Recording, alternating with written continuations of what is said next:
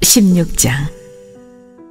바울이 더베와 루스드라에도 이르매 거기 디모데라 하는 제자가 있으니 그 어머니는 믿는 유대 여자요 아버지는 헬라인이라. 디모데는 루스드라와 이고니온에 있는 형제들에게 칭찬받는 자니 바울이 그를 데리고 떠나고자 할새 그 지역에 있는 유대인으로 말미암아 그를 데려다가 할례를 행하니 이는 그 사람들이 그의 아버지는 헬라인인 줄 다 아미러라. 여러 성으로 다녀갈 때 예루살렘에 있는 사도와 장로들이 작정한 규례를 그들에게 주어 지키게 하니 이에 여러 교회가 믿음이 더 굳건해지고 수가 날마다 늘어가니라. 성령이 아시아에서 말씀을 전하지 못하게 하시거늘 그들이 부르기아와 갈라디아 땅으로 다녀가 무시 앞에 이르러 비두니아로 가고자 했으되 예수의 영이 허락하지 아니하시는지라. 무시아를 지나 드로아로 내려갔는데 밤에 환상이 바울에게 보이니 마게도냐 사람 하나가 서서 그에게 청하여 이르되 마게도냐로 건너와서 우리를 도우라 하거늘 바울이 그 환상을 보았을 때 우리가 곧 마게도냐로 떠나기를 힘쓰니 이는 하나님이 저 사람들에게 복음을 전하라고 우리를 부르신 줄로 인정함이러라. 우리가 드로아에서 배로 떠나 사모드라게로 직행하여 이튿날 네아폴리로 가고 거기서 빌립보에 이르니 이는 마게도냐 지방의 첫 성이요 또 로마의 식민지라. 이 성에서 수일을 유하다가 안식일에 우리가 기도할 곳이 있을까 하여 문밖 강가에 나가 거기 앉아서 모인 여자들에게 말하는데 두아디라시아에 있는 자색 옷감 장사로서 하나님을 섬기는 루디아라 하는 한 여자가 말을 듣고 있을 때 주께서 그 마음을 열어 바울의 말을 따르게 하신지라. 그와 그 집이 다 세례를 받고 우리에게 청하여 이르되 만일 나를 주 믿는 자로 알거든 내 집에 들어와 유하라 하고 강권하여 머물게 하니라. 우리가 기도하는 곳에 가다가 점치는 귀신 들린 여종 하나를 만나니 점으로 그 주인들에게 큰 이익을 주는 자라. 그가 바울과 우리를 따라와 소리질러 이르되 이 사람들은 지극히 높은 하나님의 종으로서 구원의 길을 너에게 전하는 자라 하며 이같이 여러 날을 하는지라. 바울이 심히 괴로워하여 돌이켜 그 귀신에게 이르되 예수 그리스도의 이름으로 내가 네게 명하노니 그에게서 나오라 하니 귀신이 즉시 나오니라. 여종의 주인들은 자기 수익의 소망이 끊어진 것을 보고 바울과 실라를 붙잡아 장터로 관리들에게 끌어갔다가 상관들 앞에 데리고 가서 말하되 이 사람들이 유대인인데 우리 성을 심히 요란하게 하여 로마 사람인 우리가 받지도 못하고 행하지도 못할 풍속을 전한다 하거늘 무리가 일제히 일어나 고발하니 상관들이 옷을 찢어 벗기고 매로 치라 하여 많이 친 후에 옥에 가두고 간수에게 명하여 든든히 지키라 하니 그가 이러한 명령을 받아 그들을 깊은 옥에 가두고 그 발을 착고에 든든히 채웠더니 한밤중에 바울과 실라가 기도하고 하나님을 찬송하며 죄수들이 듣더라. 이에 갑자기 큰 지진이 나서 옥터가 움직이고 문이 곧 다 열리며 모든 사람의 매인 것이 다 벗어진지라. 간수가 자다가 깨어 옥문들이 열린 것을 보고 죄수들이 도망한 줄 생각하고 칼을 빼어 자결하려 하거늘 바울이 크게 소리질러 이르되 내 몸을 상하지 말라. 우리가 다 여기 있노라 하니 간수가 등불을 달라고 하며 뛰어들어가 무서워 떨며 바울과 실라 앞에 엎드리고 그들을 데리고 나가 이르되 선생들이여 내가 어떻게 하여야 구원을 받으리이까 하거늘 이르되 주 예수를 믿으라. 그리하면 너와 네 집이 구원을 받으리라 하고 주의 말씀을 그 사람과 그 집에 있는 모든 사람에게 전하더라. 그 밤 그 시각에 간수가 그들을 데려다가 그 맞은 자리를 씻어주고 자기와 그 온 가족이 다 세례를 받은 후 그들을 데리고 자기 집에 올라가서 음식을 차려주고 그와 온 집안이 하나님을 믿음으로 크게 기뻐하니라. 날이 새매 상관들이 부하를 보내어 이 사람들을 놓으라 하니 간수가 그 말대로 바울에게 말하되 상관들이 사람을 보내어 너희를 놓으라 하였으니 이제는 나가서 평안히 가라 하거늘 바울이 이르되 로마 사람인 우리를 죄도 정하지 아니하고 공중 앞에서 때리고 옥에 가두었다가 이제는 가만히 내보내고자 하느냐? 아니라 그들이 친히 와서 우리를 데리고 나가야 하리라 한데 부하들이 이 말을 상관들에게 보고하니 그들이 로마 사람이라 하는 말을 듣고 두려워하여 와서 권하여 데리고 나가 그 성에서 떠나기를 청하니 두 사람이 옥에서 나와 루디아의 집에 들어가서 형제들을 만나보고 위로하고 가니라. 오늘도 이른 새벽 주님 품에 여러분 잘 나오셨습니다. 십자가의 그 죽으심과 또 부활의 놀라운 역사를 통해서 오늘도 우리에게 생명의 주로 찾아오시는 그 주님이 이 새벽에 저와 여러분 가운데 함께 하시기를 간절히 바랍니다. 그 주님이 있어서 우리는 희망이 있어요. 죽음조차도 우리의 희망을 빼앗을 수가 없습니다. 죽음을 죽이시고 부활의 첫 열매가 되셔서 다시는 죽음이 없는 삶을 우리에게 선물로 주셨죠. 우리는 그 영생의 축복을 다 누리며 사는 사람들이에요. 그 사람다운 품격과 인격 그리고 감사와 행복을 여러분 가슴에 품고 그렇게 사는 능력 있는 그리스도인들이 다 되시기를 간절히 바랍니다. 십자가에 달려 장사 지낸 사람처럼 그렇게 죽은 자의 하나님을 믿고 살아가지 마시고요. 산자의 하나님을 섬기는 갈릴리교회 모든 성도들이 되시기를 간절히 바랍니다. 자, 그런 의미에서 하나님 감사합니다. 한번 따라해보세요. 하나님 감사합니다.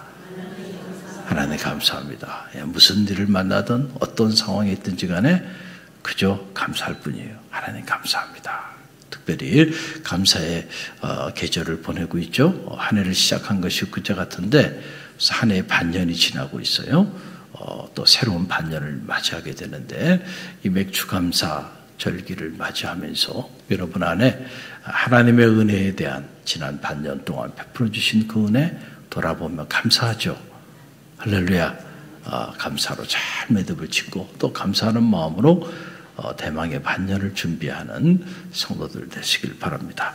오늘 사도행전 16장 말씀, 이런 말씀을 우리가 이 새벽에 함께 소리내서 읽을 수 있다고 하는 거 참 엄청난 축복이라고 저는 확신합니다. 사도행전 16장은 우리가 알고 있듯이 기독교 역사에 있어서 정말 위대한 터닝 포인트가 되는 그런 놀라운 말씀이 이곳에 기록되어 있는 거예요. 이 사도행전 16장을 읽으면 정말 가슴이 뛰지 않을 수가 없는 거예요. 여러분, 전 유럽이, 여러분들이 유럽을 혹시 여행을 하거나 나가보면 유럽이라는 나라 전체가 기독교 문명국가임을 알게 되죠. 어디 가나 교회가 있고 교회를 중심으로 도시가 형성되어 있고 철학을 공부하나 문학을 공부하나 예술을 공부하나 정치학을 공부하나 어느 분야든 간에 기독교 문명이 배어있지 않은 것이 없고 기독교의 영성을 알지 못하면 그 어떤 것도 행할 수 없는 그런 사회가 되었는데 그런 기독교 문명국가가 된 이유는 바로 이 사도행전 16장 때문에 그렇다는 거예요. 할렐루야. 그걸 생각하면 야, 참 놀랍다 라고 하는 거예요. 유럽의 최초의 교회인 빌립보 교회가 사도행전 16장을 통하여 여러분 세워지게 되는 겁니다. 그 과정을 보면 참 놀라지 않을 수가 없다라고 하는 거예요. 오늘 사도행전 16장에 보게 되면 먼저 디모데라고 하는 인물이 등장해요. 바울과 실라가 더베와 리스트라에 방문을 하게 되는데 이 리스트라에 방문할 때 거기서 누구를 만나냐면 디모데라고 하는 한 인물을 만나요.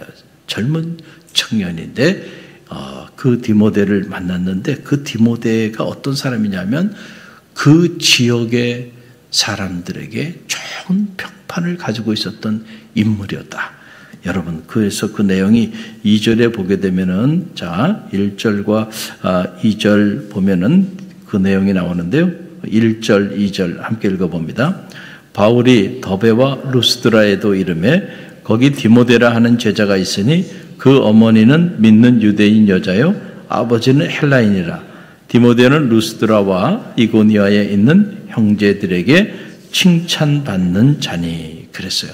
우리가 훗날 디모데 전후서가 기록되어지는 배경은 바로 이때 만난 디모데 때문에 그래요. 참 만남이 중요하죠. 특별히 디모데를 묵상해 보면 더베와 이그니온에서 형제들에게 좋은 칭찬을 받는 그런 인물이 디모데였다. 저는 말하기는 여러분이 여러분 주변에 있는 가까운 사람들에게 칭찬받는 하나님의 사람들이 되시기를 간절히 바랍니다. 그렇죠. 우리를 누가 알겠어요? 저 멀리 사는 사람들이 우리에 대해서 여러분 이렇게 저렇게 말하는 거 그거 신경 쓸 필요도 없어요. 그 사람들은 우리에 대해서 알지도 못하기 때문에 그저 소문을 듣고 좋은 소문이 됐든 나쁜 소문이 됐든 대부분이 좋은 소문은 전해지지 않고 우리가 경험적으로 보면 나쁜 소문은 그냥 한없이 부풀려서 전해지죠. 그러니까 대부분이 제대로 평가를 못해요. 그러나 가장 가까이 함께 생활하는 사람은 알아요, 몰라요? 알죠. 그래서 함께 신앙생활하는 그 사람이 인정해주는 사람은 진짜인 거예요. 그 디모데라는 인물이 나이는 젊었지만은 그런 청년이었어요. 그래서 바울이 그를 제자로 삼고 그와 함께 복음의 역사를 이루게 되고 결국 이 만남을 통해서 디모데라고 하는 인물은 기독교 역사에 영원히 치우치지 않는 인물이 됩니다. 그의 이름으로 디모데 전후서가 기록되어지는 여러분 인생은 이렇게 바뀌는 거예요. 누구를 만나느냐에 따라서 우리 인생이 달라지는 거예요. 할렐루야.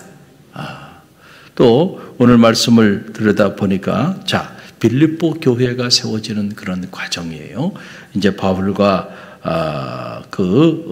신라가 이제 루디아라고 하는 한 여인을 만나게 되는데 루디아라는 그 여인을 만나서 복음을 전하게 되고 그 자두 장사 이 루디아라고 하는 그 여인이 마음을 열고 주님을 영접하게 돼요.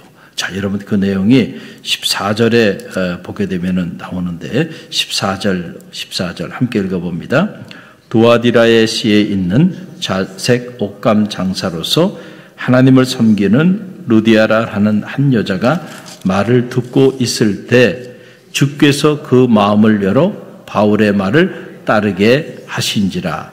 아멘. 여러분 이 내용을 가만히 보세요. 바울과 신라가 복음을 전합니다. 첫성 이 마게도냐 지방의 이 첫성 이 빌립보에 이르러서 거기서 복음을 전하게 되는데 이 빌립보에 이 자두장사 루디아라고 하는 여인이 있었는데 그 여인이 그들의 복음을 듣고 주님을 영접하게 됐다. 믿게 되었다. 그런데 그 과정을 자세히 보게 되니까 주께서 그 마음을 열어 바울의 말을 따르게 하였다. 그러니까요, 우리가 복음을 전하는 일도요, 우리가 하는 것 같지만 우리가 하는 것이 아니에요. 사실은 주님이 하시는 겁니다. 여러분 믿습니까? 저는 이 믿음이 여러분 가운데 실제하게 되기를 바랍니다. 정말로 여러분이 이 믿음을 갖고 있다고 한다면 여러분들이 복음을 전하는 이 일에 대하여 여러분들이 이런저런 얘기를 할 필요가 없어요. 왜냐하면 여러분이 하는 게 아니라니까요. 여러분을 통하여 누가 하세요? 주님이 하시고 성령님이 하세요. 그냥 복음을 우리는 전하기만 하면 돼. 근데 그 역사는 누가 행하시냐? 주님이 행하세요. 그렇죠? 이 루디아라고 하는 여인이 그 소리를 듣고 주님을 영접하게 되는데 그 과정을 보게 되니까 주께서 그 마음을 열어주셨다. 할렐루야. 아무리 강박한 사람도 내가 복음을 전하면 내 능력이 아니고요. 나를 통하여 주님께서 그의 강박한 마음을 어루만져 주셔서 그래서 마음의 문을 열고 주님을 영접하게 되는 이 루디아라고 하는 이 여인, 빌립보 성에서 만난 이 여인을 통해서 여러분 이제 빌립보 교회가 시작되게 되는 과정이에요. 그곳에서 복음을 계속 전하게 되는데 바울과 신라가 이렇게 바울과 신라의 말을 영접하는 이도 있고 우리가 사도행전을 통해서 보듯이 항상 두 종류로 반응을 보인다 그랬죠. 하나는 영접하는 이들이 있는가 하면 동시에 저항하는 이들이 있다. 그래서 스데반도 돌려 맞아 죽은 거 아닙니까? 저항에도 강력하게 저항하는 거죠. 스데반이 해박한 지식을 가지고 저 아브라함 시대부터 솔로몬의 시대에 이르기까지 하나님의 구원의 역사를 그 평신도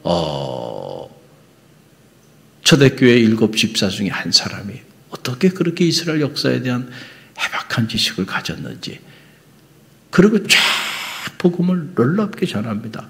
그때는 그 소리를 듣고 사람들이 크게 소리 지르며 그를 끌어다가 성 밖으로 내어 던지고 돌로 쳐 죽였다. 참 엄청난 일이죠. 말씀을 전하면 아멘으로 은혜를 받고 막 구원의 역사가 나타나야 되는데, 한쪽에서는 또 그런 역사가 나타나고 또 한쪽에서는 이렇게 모질게 저항하면서 박해하고 핍박하고. 여러분, 이게 본래 복음은 이렇게 여러분 전해지게 되는 거예요. 그래서 우리가 박해가 있다고 좌절하거나 절망할 필요가 없어요. 언제나 박해가 있었습니다. 초대교회는 더 심했죠. 지금은 그래도 박해가 거의 없는 상황이죠. 그러나 이렇게 강력한 박해 속에서도 복음을 전했다는 거예요. 참 그 스데반이라고 하는 그 집사님을 묵상해 보면 놀라워요. 그렇게 돌에 맞아 죽으면서도 얼마나 억울합니까? 우리 같으면 말이야, 내가 자기 잘 살게 하겠다고 복음을 전해줬는데 나한테 이럴 수가 있어? 그리고 막 그냥 불평하고 원망하고 부르짖으며 한거하고 이러지 않을까? 그런데 무릎을 꿇고 주께 기도하면서 저들의 죄를 저들에게 돌리지 말아달라고. 이야, 위대한 평신도입니다. 초대교회 최초의 순교자는 사도도 아니었고 선지자도 아니었고요. 바로 평신도 지도자였어요. 바로 스데반이라는 집사님. 이분의 순교의 피가요, 초대교회의 위대한 역사를 이루는 도화선이 된 거예요. 할렐루야. 그런 면에서 보면 이 평신도가 위대한 거고요. 정말로 복음의 역사를 이루어 나가는 것은 목회자가 하는 것 같지만 그것도 아니에요. 사실은 평신도가 하는 겁니다. 할렐루야. 여러분들이 교회고 여러분들이 교회의 주역이에요. 여러분이 깨어서 복음의 선봉장이 된다고 한다면 오늘 우리 사회 안에서도 놀라운 복음의 역사가 불릴 듯 일어나게 될 줄로 믿습니다. 자, 오늘 여기도 내용을 들여다보니까, 자, 그래서 감옥에 갇혀요. 바울과 실라가 복음을 전하는데 또 한쪽에서는 그들을 박해해. 그래가지고 감옥에 갇혔는데 그 감옥에 갇힌 상황에서 바울과 실라가 어떤 모습을 보이는가 참 감동이 되는데요. 25절로 26절 말씀 보게 되면 그 내용이 나와요. 25절로 26절 함께 읽어봅니다. 한밤중에 바울과 실라가 기도하고 하나님을 찬송하며 죄수들이 듣더라. 이에 갑자기 큰 지진이 나서 옥토가 움직이고 문이 곧 다 열리며 모든 사람의 매인 것이 다 벗어진지라. 아멘. 참 이 말씀을 묵상하고 또 묵상하고 또 묵상하면 정말 놀라운 도전이 돼요. 아, 그렇구나. 정말로 복음을 전하다가 이렇게 구타를 당하고 박해를 받고 그리고 빌립보 감옥에 갇힌 겁니다. 지금 얼마나 억울했을까? 그렇죠? 아, 내가 괜히 예수님을 믿고 예수님 말씀대로 복음을 전하다가 이게 무슨 난리인가? 자, 이런 생각 안 했을까요? 우리 갈릴리교회 새벽 사람들은 전혀 대단하신 분들만 보이는데 우리는 그냥 죽으면 죽으리라 말이죠. 교회를 섬기고 목사님 말씀대로 복음 전하고 나가다가 쓰러져서 병에 걸려 죽든지 돌에 맞아 죽든지 그래도 다 스데반처럼 나아가는 거예요. 그냥 이야, 위대한 사람들만 있어요. 근데 이제 그렇지 않은 사람들도 있을 수 있다는 거죠. 생각해 보면, 야, 이게 뭔가, 그렇죠? 이 상황 속에서 주의 음성을 듣고 복음을 전했는데, 그 뭔가 복음의 역사가 나타나면서 참 믿는 무리들이 구름대처럼 모여들고, 뭐 구원의 역사가 막 일어나야 되는데, 그건 고사하고 오히려 구타를 당하고요. 그리고 감옥에 갇힙니다. 그 밤이 평범한 밤이 아니었을 거예요. 그렇죠? 그런데 놀라운 사실은 그 한밤중에 바울과 실라가 여러분 주께 기도하고 찬양했다는 거예요. 야, 참 이게 놀라워요. 실제로 우리가 이와 같은 너무나도 억울하고 이와 같은 절망스러운 그런 상황에 우리가 믿음의 길을 걸어가다가 봉착하게 될 때에, 그때 우리가 정말로 그럼에도 불구하고 그 주님을 위하여 기도하고 그 주님께 찬양할 수 있을까? 우리는 생각해 보면 참 쉽지 않아요. 지금이 기도할 때야? 지금이 찬양할 때야? 예수 믿다가 이 모양이 됐는데 불평하고 원망하고 낙심하고 좌절하고 절망하면서 그렇게 나가지 않나요? 일반적으로 그래요. 제가 이렇게 사역을 하면서 이렇게 보면 좋을 때는 다 좋아요. 그런데 가정에 문제가 있든 교회가 좀 어려움이 있건 이런저런 어려움이 오면 사실은 그때가 기도할 때이고 그때가 하나님을 찬양할 때예요. 그 한밤중에. 그렇다고 한다면 저는 지금도 옥문은 열린다고 믿습니다. 우리가 이 말씀을 어떻게 읽습니까? 그때는 성령이 뜨겁게 역사해서 옥문이 열렸지. 그런데 지금은 안 돼. 이렇게 생각하는데 실제로 그런 거예요? 아니에요. 문제는 어디냐면 실제로 바울과 실라는 옥에 갇히고 두들겨 맞고 구타를 당하고 핍박을 받고 박해를 받았음에도 불구하고 복음을 전하는 그 일 때문에 감옥에 갇혔음에도 불구하고 그 상황에서도 주님께 무릎을 꿇고 기도하고 그 한밤중에 주님을 찬양하는 믿음의 사람들이었다는 거예요. 중요한 건 오늘 우리가 실제로 그런 믿음의 사람인가를 점검해 볼 필요가 있다는 거죠. 정말로 여러분이 복음을 전하는 일 때문에 그 주님 때문에 구타를 당하고 박해를 받고 감옥에 갇히는 이런 너무나도 억울한 상황에 처해져 있게 되는데 그 한밤중에 그럼에도 불구하고 불평과 원망을 하는 게 아니고요. 주님께 기도하고 찬송할 수 있는가? 그렇다고 한다면 여러분의 삶을 엉거매고 있는 그 어떤 옥문도 오늘도 열리게 될 줄로 믿습니다. 문제는 우리가 실제로 이 바울과 실라 같은 이런 상황 속에서도 과연 우리는 기도할 수 있는가? 과연 우리는 주를 찬송할 수 있는가? 여러분 이거예요. 그렇다고 한다면 이 위기가 기회가 될 겁니다. 그렇다고 한다면 이 고난이 축복이 될 거예요. 그러니까 이 지경에서 이 상황에서 바울과 실라가 주께 기도하고 그리고 주를 찬양했더니 옥문이 열리고 그를 가뒀던 간수들이 놀라서 어찌할 바를 모르고 너무너무 놀라서 스스로 자결하고자 하자 그들을 붙잡고 주 예수를 믿으라. 그래야만 너와 내 집이 구원을 얻으리라. 뼛속 깊이 이 복음을 전하는 이 일을 위하여 여러분 바울의 혈관에는 전도 그리고 영혼을 살리기 위한 이 복음을 전하는 이 일이 그 혈관을 흐르고 있는 것 같은 느낌을 받아요. 여러분 그 지경에서 복음을 전할 때입니까 지금? 그런데 복음을 전해요. 그랬더니 여러분 그 간수와 그 집안에 있는 모든 사람들이 주님을 영접하게 돼요. 빌립보 교회는요. 로디아 같은 여인 그리고 이 빌립보 감옥의 간수 이 사람들을 중심으로 해가지고 빌립보 교회가 세워지는 거예요. 그리고 이렇게 세워진 그 교회가 여러분 전 유럽을 기독교 국가로 만드는 그 위대한 역사를 이루는 단초가 되었다는 거예요. 할렐루야. 감옥에서부터 시작된 거예요.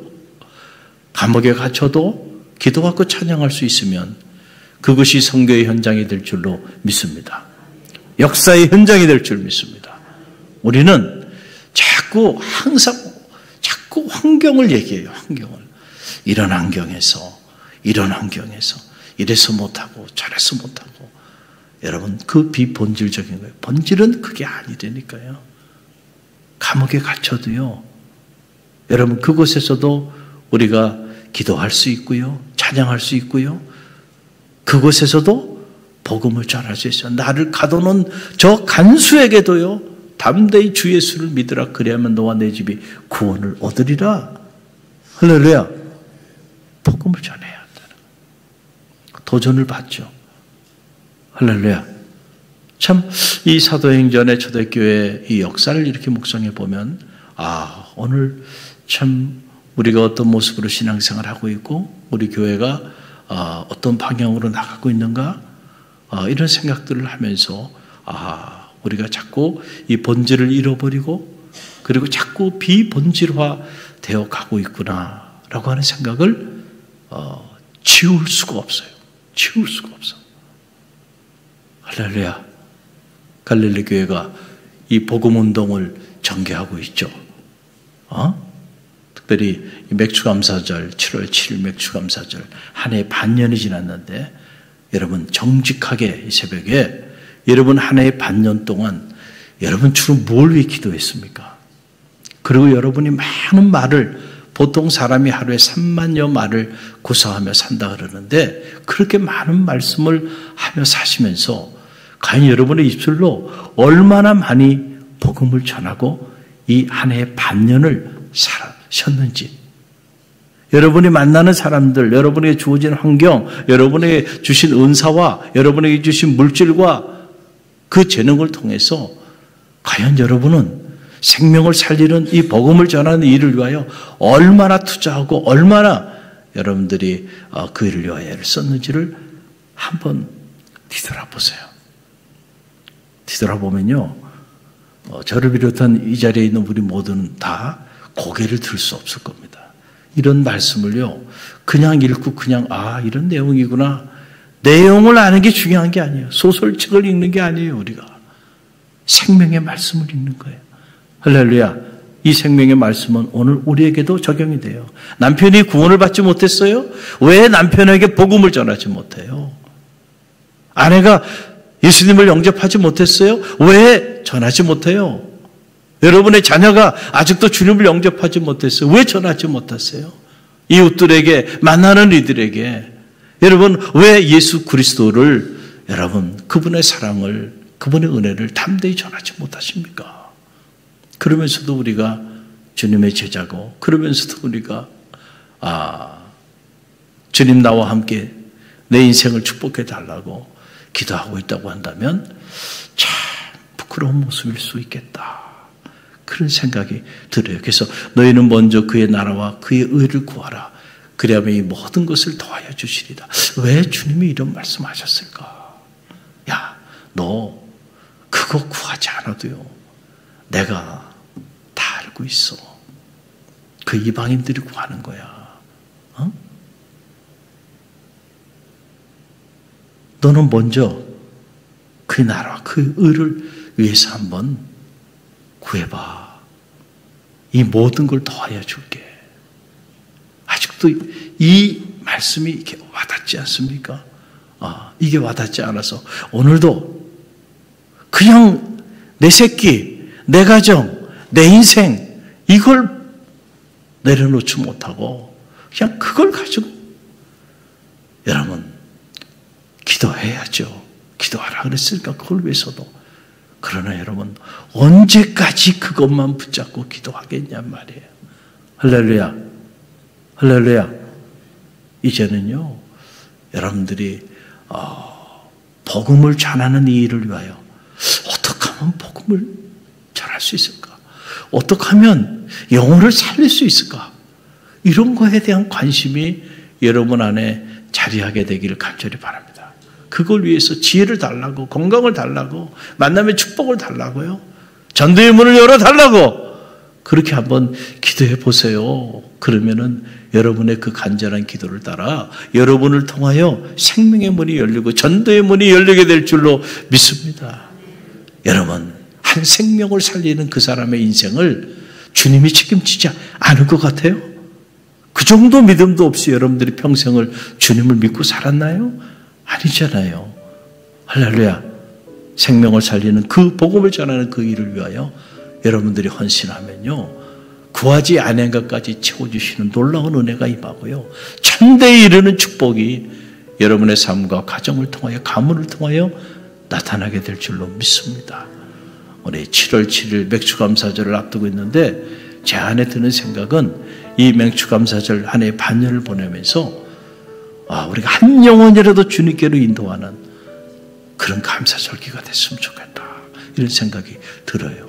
할렐루야. 우리 새벽 사람들부터 선봉이 돼가지고 이 생명사역에 여러분들이 쓰임받는 하나님의 사람들이 다 되시기를 주님의 이름으로 간절히 축원드립니다.